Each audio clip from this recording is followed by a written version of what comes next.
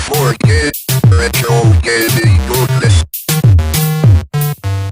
Looking back into the Commodore 64's library reveals many games. More games than any other computer or system ever made. And with that, too many great titles got lost in the shuffle. This series is dedicated to highlighting these forgotten gems.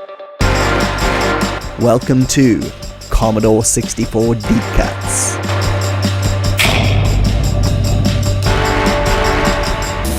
In this 7th episode, we're going to have a look at a pair of military running guns with Arnie by Zeppelin Games and Fernandez Must Die by Imageworks.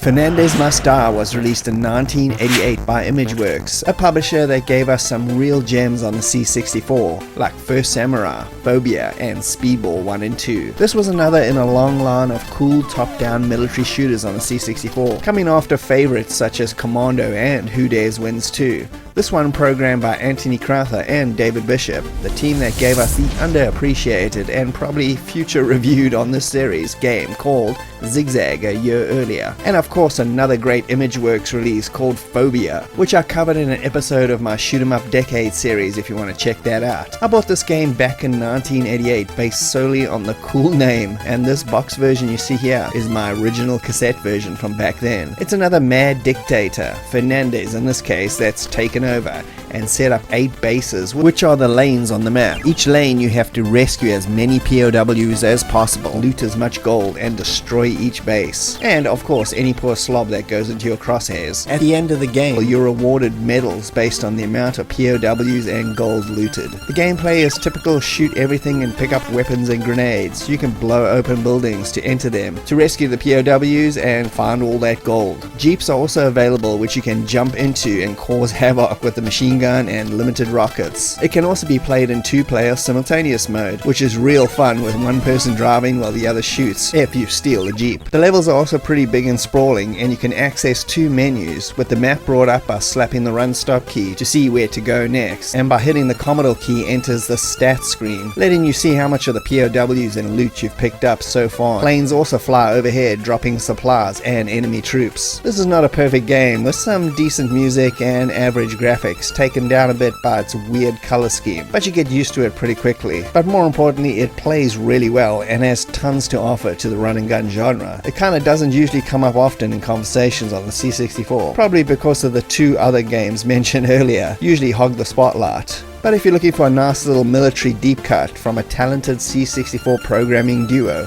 then look no further.